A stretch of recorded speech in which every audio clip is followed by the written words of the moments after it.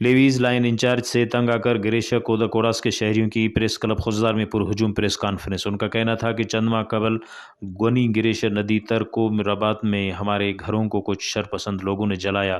Report درج کرانے کے لیے تھانہ نال پہنچے۔ تھانے میں موجود لیویز انچارج نے ہماری رپورٹ درج نہیں کی کیونکہ ہمارے مخالفین لیویز لائن انچارج کے قریبی رشتہ دار ہیں۔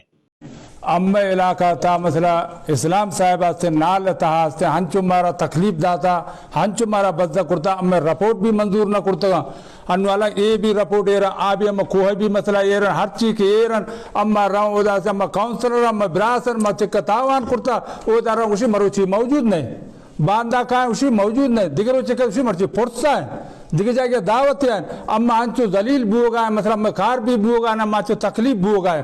آج ہم ایلیان گریشہ کوڑاس کودا سب تحصیل گریشہ نال کے باشندے آپ صحافی حضرات کے توسط سے ایک اہم انتظامی معاملہ سے متعلق گزارش ہے۔